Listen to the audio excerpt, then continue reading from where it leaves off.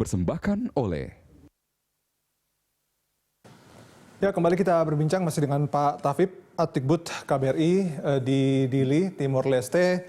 Pak Tafib, ini tadi kita masih terus membicarakan soal sekolah Indonesia luar negeri di sana. Sudah ada berapa, Pak? Masih satu atau mungkin ada berapa? Dan kemudian targetnya, karena tadi Anda lihat ada 9.000 WNI di sana, apakah ada penambahan? Maksudnya penambahan apa? Sekolahnya. Itu sekolah Indonesia belum ada. Oh, oke. Belum ada. Oke, jadi diharapkan. Jadi menariknya gini, Pak Dodi. Jadi kasihan WNI kita, akhirnya mereka bersekolah di sekolah lokal yang mutunya di bawah, jauh di bawah, atau sekolah internasional yang mahal. Di Dili, sekolah Indonesia, sekolah Australia ada, sekolah Amerika ada, sekolah Filipina banyak. Kok sekolah Indonesia nggak ada, padahal WNI-nya banyak. Ini kan ironis gitu. Padahal kepentingan dua negara itu ada di situ. Indonesia amanah undang-undang mau menyekolahkan anak-anaknya. Nah, Timor Leste juga perlu sekolah Indonesia itu untuk bridging course menuju ke pendidikan di Indonesia. Dan banyak universitas perguruan tinggi di tanah air itu yang sering datang untuk mengadakan seleksi. Dan waktu 6 bulan sebelum masuk ke universitas itu sangat berguna sekali bagi mereka untuk melanjutkan studi di Indonesia. Jadi dua kepentingan dua negara ini bisa terakomodir kalau ada sekolah Indonesia itu. Nah untuk mengembangkan bahasa Indonesia, budaya Indonesia dan sebagainya, apakah kemudian di Timor Leste sendiri selalu ada mungkin kayak semacam pameran atau lokakarya atau seminar yang dilangsungkan setiap tahun? Setiap tahun itu biasa kita ada Education Expo, tapi tahun ini karena COVID kita tiadakan. Tapi setiap tahun itu, nah itulah perguruan tinggi beramai-ramai datang untuk promo universitasnya, menjaring calon mahasiswanya itu di situ. Mereka bertransaksi di situ, mereka berikan brosur-brosur, dan selanjutnya mereka berproses masing-masing, dan kemudian pada waktu tertentu mereka akan mengatakan ini diterima, kami perlu sertifikat BIPA atau kelas BIPA, dan mereka akan kami kumpulkan untuk didudukkan di kelas-kelas BIPA sesuai dengan pada waktu placementnya, apakah di A1, A2, A3 sampai dengan A6 kalau A7 itu penulisan tesis. Nah, biasanya itu berapa universitas, Pak? Berapa perguruan tinggi yang kemudian berpartisipasi dalam acara-acara seminar atau lokakarya atau expo tadi? Tahun 2019 itu kisaran sekitar 30-an dari Indonesia datang. Iya, dan banyakan itu dari wilayah, ini unik ya, dari wilayah Bali, Kupang, Jawa Timur. Kalau timur mereka nggak mau, banyakan mereka ngambilnya di wilayah itu, karena ada kesamaan kultur mungkin ya. Orang-orang di Timor Leste ini pengennya segala sesuatu itu cepat gitu. Orang Jawa Timur kan gitu, mau cepat, suen gitu. Nah, kalau orang Bali mereka memang dekat, itu transportasi udaranya transit di Bali.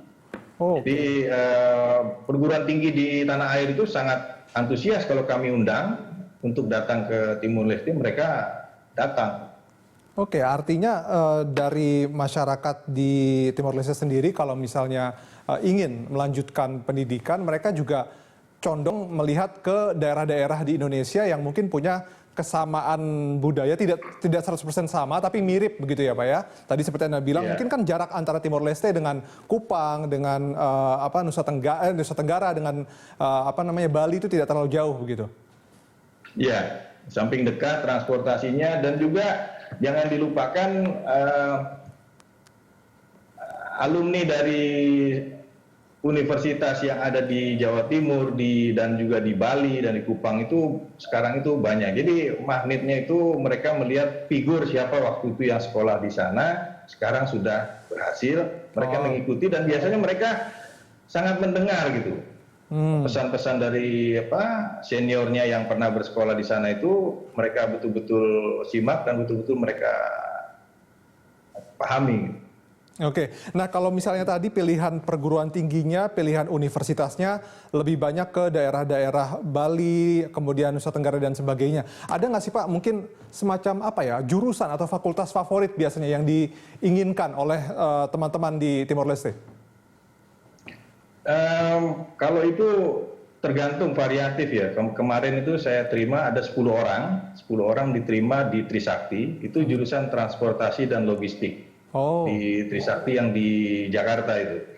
Jadi mereka seleksi lewat internet, dia terima, kemudian ditunjukkan surat penerimaannya, dan mereka minta kelas khusus bahasa Indonesia sebelum mereka memulai perkuliahan pada bulan Januari. Jadi variatif. Ada juga dari kedokteran 1 orang. Jadi tadi pagi saya placement test itu ada 11 orang, 1 kedokteran, yang 10-nya itu jurusan transportasi, maritim, kemudian apa lagi. Pokoknya iratannya dengan logistik transportasi di Trisakti Jakarta ya. Oh, jadi sebetulnya variatif. Nah, kemudian yang kita juga variatif. Iya, yang kita ingin tahu sebetulnya berapa sih Pak jumlah penduduk atau warga Timor Leste yang saat ini sedang berstudi di Indonesia? Wah, kalau angka itu saya kurang begitu dapat realnya, tapi kalau yang beasiswa mungkin ya sekitar 300 sampai 500 lah satu tahun. Nah, itu ada peningkatan ya Pak ya dari tahun ke tahun? Hanya tahun 2020 ini aja yang sangat drop sekali. Oh iya. Dari data yang saya dapatkan hanya sekitar 50 orang tahun ini 2020 itu. Mungkin karena pandemi kali ya Pak ya. Tapi karena pandemi dan urusan visa di Indonesia kan juga tidak memperbolehkan orang asing masuk. Nah, tata caranya sendiri buat masyarakat atau adik-adik yang berada di Timor Leste untuk bisa melanjutkan studi di Indonesia itu apa saja biasanya Pak yang di required untuk bisa bersekolah lagi di Indonesia? Ya tentunya data-data diri masing-masing peserta anak-anak atau calon mahasiswa. Tapi yang paling penting saya sampaikan pada mereka, aktif komunikasi dengan universitas, karena saya bilang dengan anak-anak maupun dengan universitasnya, seleksinya itu antara calon mahasiswa dengan universitasnya.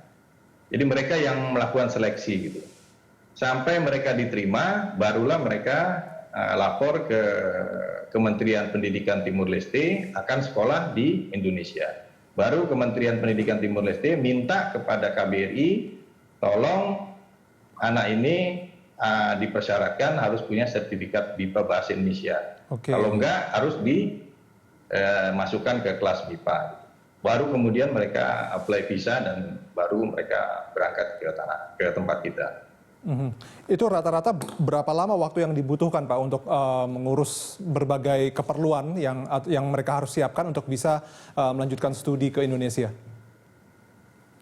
Kalau itu mungkin perkiraan saya 1 sampai 2 bulan. Karena kursusnya itu biasanya kursus di kita itu paling nggak 1 bulan. Kemudian apakah ada perlakuan khusus, bukan perlakuan khusus ya, mungkin seperti privilege yang dimiliki oleh teman-teman di Timor Leste begitu ya untuk bisa melanjutkan studi ke Indonesia? Kalau perlakuan khususnya itu justru masyarakat Timor Leste yang meminta kepada pemerintah Indonesia. Jadi gini, mereka siap dengan biaya hidupnya, mereka siap dengan uang pendidikannya, tapi jangan diinternasionalkan gitu. Jadi kalau umpamanya mahasiswa internasional dari Jepang, dari Amerika, bayarnya kan mahal gitu, karena dicas lebih dari lokal. Kalau boleh anak Timor Leste ini dicas lokal lah gitu. Syukur-syukur kita bilang syukur-syukur kalau dibebaskan. Tapi kan ya itu terserah dari pihak universitas, dilokalkan saja gitu. Mereka bayar karena mereka juga datang ke tanah air, ke tempat kita kan juga membawa devisa. Jadi terus terang kalau untuk urusan seperti itu ya mungkin kita yang keadaannya lebih baik ya kita bantulah. Karena kita dengan Timor Leste kan negara tetangga.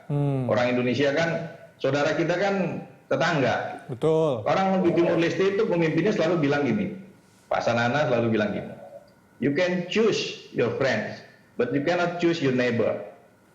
Your neighbor is Indonesia. Nah orang Indonesia, siapa saudara Anda? Saudara saya adalah tetangga saya. Jadi buatlah orang Timor Leste saudara kita. Kalau sejarah ya sudahlah. Gitu. Oke, nah mungkin ini terakhir Pak Taufiq, mungkin pesan atau harapan Anda terkait dengan promosi, perkembangan pembelajaran bahasa Indonesia di Timor Leste seperti apa? Maksudnya apa, Pak? Ya, harapannya begitu ya, supaya bahasa Indonesia menjadi lebih berkembang. Harapan saya, wah ini harapan saya betul-betul PR saya ini.